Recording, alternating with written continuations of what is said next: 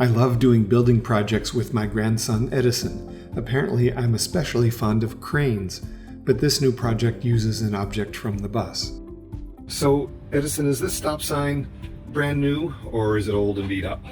Old and beat up, as you see, because the things that we're holding on, the red lights that are right there, are coming off of it. Yep. And where else is it a little bit beat up? On this side.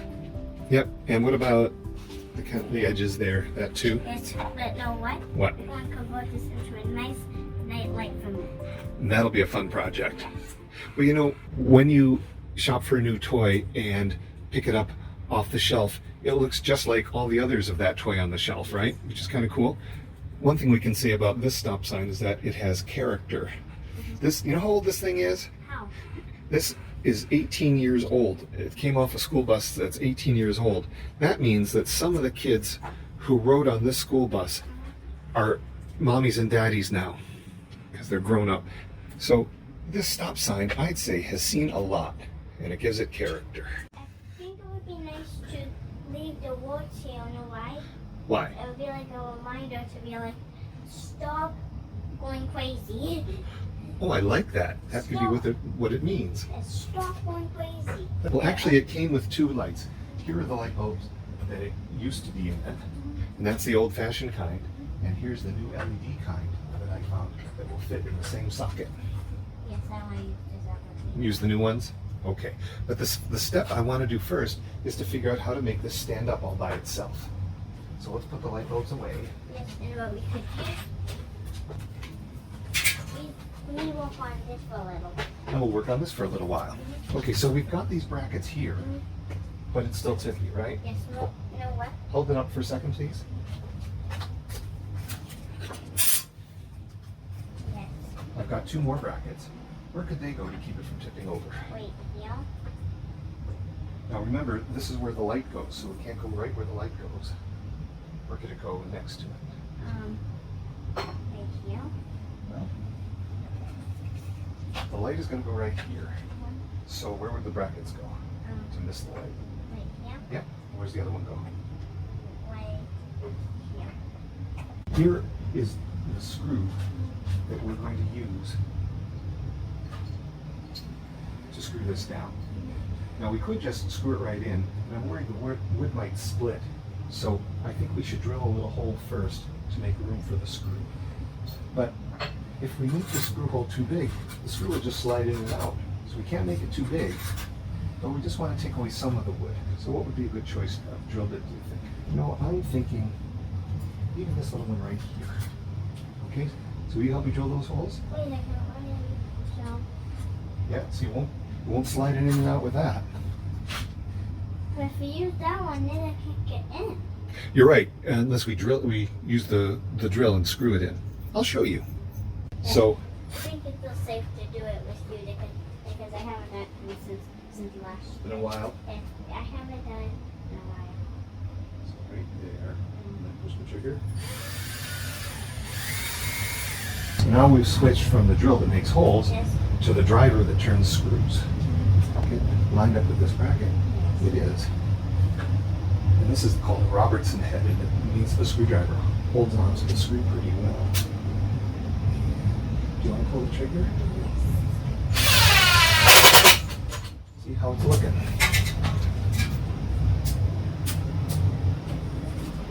It's got a little wobble to it, doesn't it? Yes, but we're still going to drill a pin here, right? Yes, I have an idea that might help that. To hold the sign on really tight, I was thinking that with this here, if we could make a way for this screw to tighten this, that would work. This is a tool that has threads on it, you see? And it's made out of hard metal. It's called a tap. And we can use this to put those threads in this hole, because then the bolt will screw into it. Can you work this in, or we can make it go in a circle? We're actually cutting into the metal now.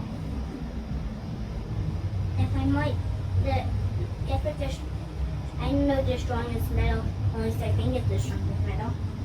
What's that? Titanium. Titanium is a very strong metal, and neither of these is titanium. Did we successfully cut some threads in the hole? Like it's a little bit getting a little bit too far from my fingers. Fair enough. It's hard for my fingers too. Okay, push the fingers. Good one. I think I put it in all the way. You sure did. Remember righty tighty. Can you turn it a little bit? No. Are you sure we can make it go straight through metal with this screwdriver? Nope, it's not going to go through metal. It's going to pinch the metal. It's going to be like a sandwich. Can you help put it in? Now, it won't fall over, but it's a little wiggly. What if we turn these screws? Righty tighty. Now, look at me. I picked it up and it didn't come loose. So did we make it tight enough? Yes. I think so too. I think the next thing to work on is the electricity part. Yes. Here's what I wanted to show you now. You have to know how much electricity they need, and these need 12 volts. The electricity coming out of the wall is way more than that, 110 volts. But this power brick is going to take 110 volts from the wall and reduce it down to 12 volts. Let's test it out and see if we can use it to light the bulb. Electricity is going to come out of these wires, but electricity doesn't flow through the red or white plastic. We have to remove that. This tool called a wire stripper is what we use to remove the insulation. Maybe it's 1, 2, 3, 8, and then pull, and it takes the insulation off and leaves the wire showing. Will you strip the insulation off this one? 1, 2, 3, in. Okay, and squeeze. Then with this hand, pull. With your left hand, pull. Did it work? Yes. Yes. Now, I think we should test whether this is actually going to put out about 12 volts. Now, can we clip red to red here? And we're going to do the black to white here. Why? Because they didn't use red and black, they used red and white, so that's what we'll use too. And then we'll turn this on, and we're going to plug it into electricity. And let's look. We have 11.77. That's just a little less than 12 volts, so this is fine. You know what? What? This is basically, that is basically like a electricity light detector test, right? An electricity detector? No, electricity lie detector test. An electricity lie detector test. It tells the truth about the electricity? Yes. Kind of does, doesn't it? Isn't it kind of like that? It is kind of like that. Now I'm going to plug it back in, and we've got to make sure that these two wires don't touch each other. What I want to do is, can I touch? It's okay for me to touch the wire because 12 volts is not a lot of electricity. Whoa, what happened? Hold on. Yeah. Now, can you hold the bulb? I'm not going to turn it on for very long. Would you tell me if it gets warm when I do? Yes, it does. It gets really hot. It really does. That's the problem. This is the old-fashioned kind of light bulb called incandescent. It's not all they had when I was your age. But it's mostly heat. So it wastes most of the electricity making heat. Now, let's see if we can get the LED to light up. Can you hold on to it? Tell me if it gets warm or not. Oh, you know what? I have to do it the other way around. Watch this. No, it doesn't. No, that's the neat thing about LEDs. They use much less electricity because they don't waste any in heat. Okay. You know what? What? You know it's the old kind? Mm-hmm. If you use that on here, if you use that on it for like another 5 seconds, my fingers could have been warm. Yes, mine too. That's how much heat those things put out. Yes. They're mostly little furnaces that also give out some light. They were about the first kind of electric light that was invented, so we were happy to have them. But this is better. Was that like the kind of light bulb that Thomas Edison invented? That's what Thomas Edison invented, the incandescent light bulb. And you're named after him, aren't you? Yes. Yes. No, I want to show you a couple other characteristics of these two different kinds of light because they're different in an important way. Now, with the incandescent bulb, I can put the white, which is the negative here, and the positive here, and it lights up. I can also flip them around and put the positive here and the negative here, and it also lights up. Let's try it with this one and see if it works both ways. Okay, here's the red here, and it lights up. Now if I reverse it, it doesn't light up. Yes. That's because This is LED stands for light emitting diode, a diode that puts out light. A diode is an electrical one-way street. Electricity goes one way and not another. So when we're wiring this up, if we get the wires backwards, it's not going to light up. We decided to take a break from the project to enjoy some of this beautiful day in our new favorite place where a small stream empties into Lake Erie. Edison, what are you doing? I'm making a dam. Making a dam. Is it working? Yes.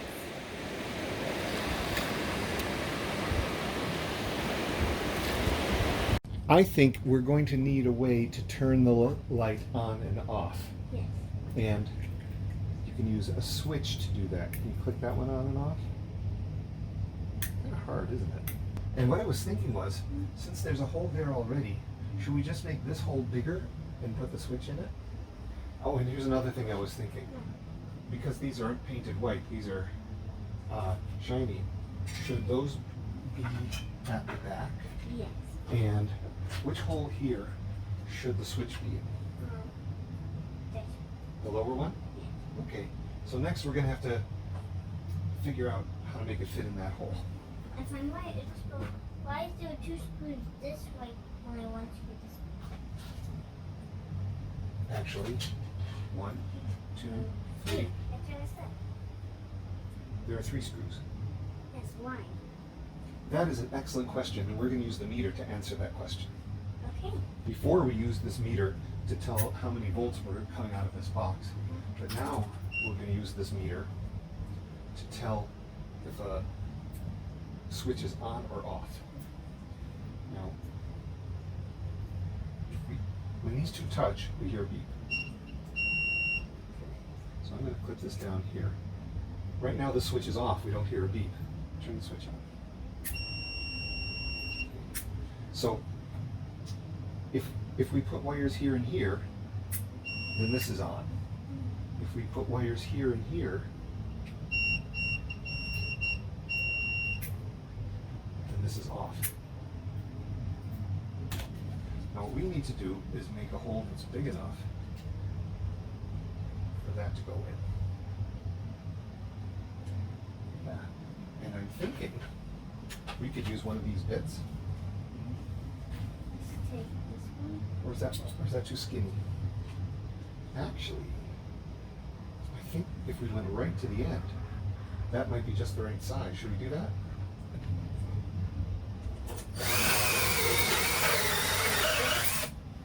Now try the switch, please. Yup, it goes through. All right. Okay, so here's the switch. Can you put it in the hole?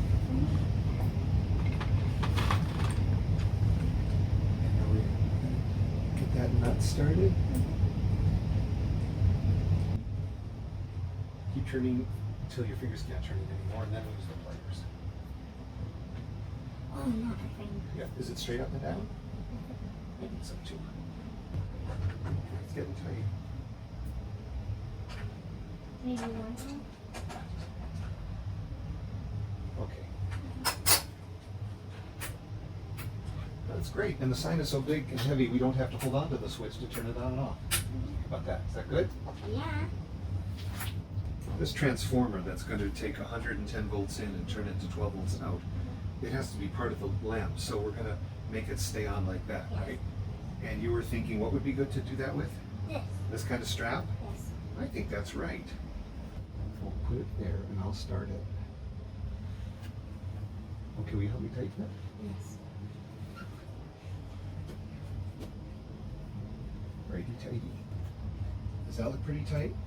Yes. And here's another trick I think I'll do. Oh good, you push down. And what I think I'm going to do is put the screw in on an angle like that, so as the screw tightens, it pulls the strap down tighter. And then we cut it. Twang. What do you think? Yeah. There seems to be an expression that every grown-up tinkerer says when we do something like this. We have to shake it and say, that's not going anywhere. Now that we've got the power brick installed, we need to connect it. Now this thing is called a fuse holder, and inside it there's a thing called a fuse. And it has a special job. And the job is to melt. I'll tell you what that means. If too much electricity goes through these wires, it might make the wires melt and catch fire. So what a fuse does, this is something that is designed so it will melt before the wires melt. And we're going to put it in the system to protect everything else. So we've got this red wire coming from the fuse holder, and I want to twist it around this screw here to connect it to the switch. But I'm a little concerned because these are all individual little wires, and I'd like to melt some solder on this, because you see how this wire is sticking out? We don't want that. We want them to stay stuck together. Now this is called a soldering iron. You know how you use a glue gun, but you have to be careful not to touch the tip because it gets super hot? This also gets super hot. But not like hot that like burn you like hot enough that could kill you? It could burn you. It would hurt a lot. It would hurt a lot. So what we're going to do is heat this wire up so hot. This is a metal called solder. This melts before this melts. What I'd like you to do, you can hold this solder with me. Now you're going to keep your hands far away from here where the heat is. But I'm going to hold the soldering gun under here, and in about 6 seconds the soldering iron is going to get hot enough to melt the solder. Now we're going to hold it under the wire and get the wire that hot. Pretty soon the solder is going to flow onto the wire. Don't touch that, it's still hot. And don't touch this, still hot. Should I blow on it? Yes, please. What I'm doing now is bending it into a U shape to go around that screw. Great. Perfect.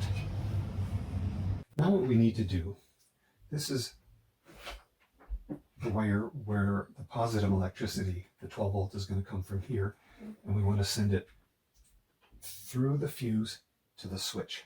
So we need to connect these two wires. So the first thing we need to do is strip the insulation off of this wire. I know you can. Can we just pick the right hole together? No. Yes. How about that one right there? Yeah, and now I want to do it this. Okay. You just pull and I can put. You did it. I did it. Okay. Me and you did it. Yes, we did it I'm together. gonna start twisting or what? Yes, you can do some twisting there.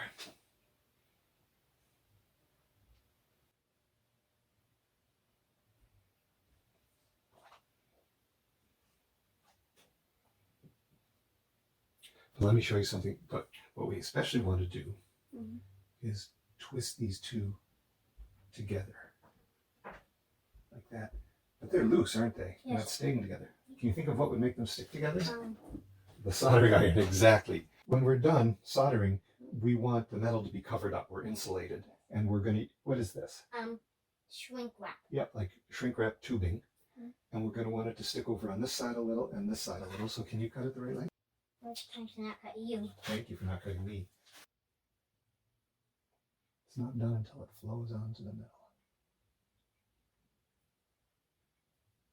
I think it just did. Now that's hot, so give it a minute.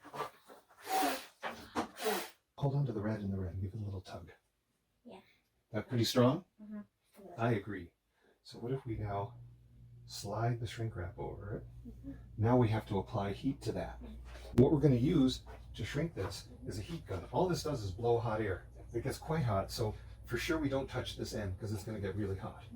And I'm just going to, can you pull the trigger to turn it on? It's also a bit like a hair dryer if you want to melt your hair. And we'll just go back and forth until we see it shrink.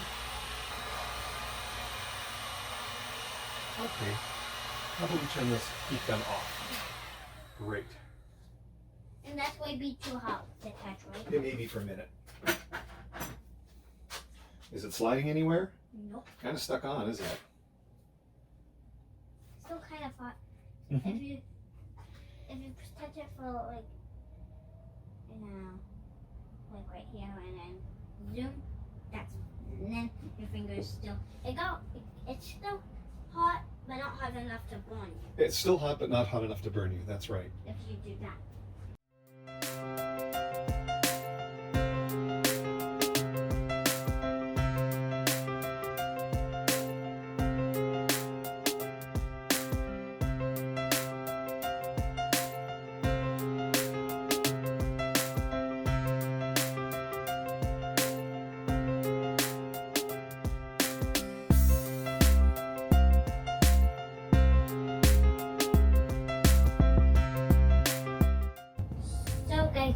to show you what my nightlight finally looks like in the dark. Grandpa, turn off the lights. Okay, I will.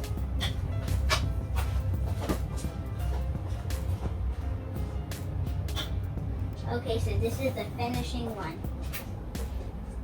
So what do you think? Perfect.